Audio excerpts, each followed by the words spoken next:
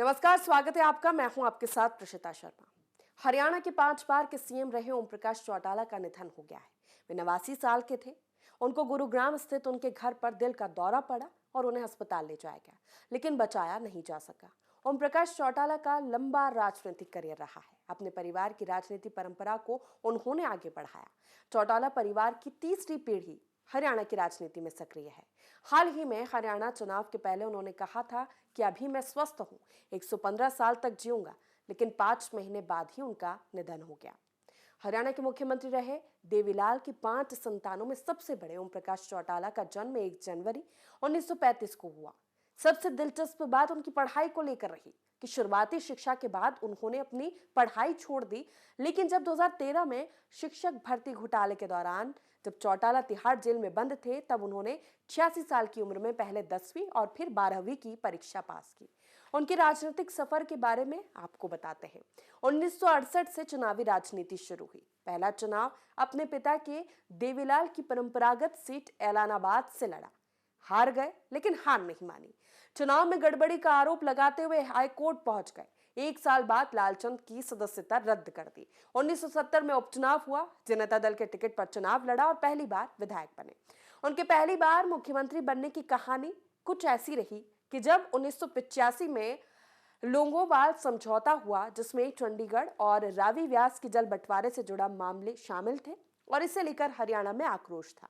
देवीलाल के साथ लोकदल के 18 विधायकों ने विधानसभा से इस्तीफा देकर न्याय युद्ध छेड़ दिया। चौटाला भी इसके सक्रिय हिस्सा बन गए और अपनी राजनीति इस दौरान उन्होंने चमकाना शुरू कर दी। 1987 में हुए चुनाव के बाद देवीलाल दूसरी बार सीएम बने। 2 साल बाद हुए लोकसभा चुनाव में जनता दल की सरकार बनी तो देवीलाल को डेप्यूटी प्राइम मिनिस्टर बनाया गया। अब बड़ा संकट, हरियाणा की कमान किसको सौंपी जाए।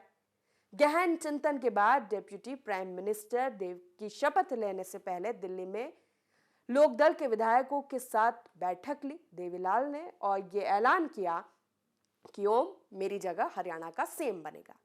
2 दिसंबर 1989 को ओम प्रकाश चौटाला पहली बार हरियाणा के सीएम बने। तब वे राज्यसभा सांसद थे। अब सीएम बने रहने के 6 महीने के अंदर उनका विधायक होना जरूरी था। देवीलाल ने उन्हें अपनी पारंपरिक सीट महम से चुनाव लड़वाया तो खाप पंचायतों ने खूब विरोध किया। 27 फरवरी 1990 को वोटिंग वाले दिन हिंसा भड़की। दोबारा वोटिंग हुई, फिर भी आक्रोश कम नहीं हुआ। 27 मई को तीसरी बार वोटिंग हुई, लेकिन उसके पहले निर्दलीय उम्मीदवार की हत्या हो गई, जिस पर खूब राजनीति गरमाई। चूंकि सीएम का चुनाव लड़ रहे थे तो महम कांड दिल्ली की संसद में गूंजा। देवीलाल को झुकना पड़ा और 5.5 महीने में ही ओम प्रकाश चौटाला को इस्तीफा देना पड़ा। कुछ दिन बाद दड़बा सीट से उपचुनाव जीत गए और सीएम बने, लेकिन पीएम रहे बीपी सिंह चाहते थे कि जब तक केस चल रहा है तब तक चौटाला सीएम ना बने। फिर उन्हें 5 दिन के अंदर ही इस्तीफा देना पड़ा। मार्च 1991 में देवीलाल ने हुकुम सिंह को हटाकर चौटाला को सीएम बनाया। कई विधायक नाराज हो गए, इस्तीफा दे दिया और सरकार गिर गई। 15 दिन के बाद फिर सीएम पद से चौटाला हट गए। 1996 में इंडियन नेशनल लोकदल यानी इनेलो नाम से नई पार्टी बनाई गई। 1999 में बंसीलाल की सरकार गिरते ही चौटाला एक्टिव हो गए। 24 जुलाई 1999 को सीएम की कुर्सी पर बैठे और 2 मार्च 2000 तक रहे। इसके बाद उन्होंने 5 साल का कार्यकाल पूरा किया और 2005 तक वो सीएम रहे। आपको ये जानकारी कैसी लगी, हमें कमेंट बॉक्स में जरूर बताएं। साथ ही अगर आप हमारे चैनल पर नए हैं तो प्लीज इसे सब्सक्राइब करें और हमारे फेसबुक पेज को फॉलो करें। नमस्कार।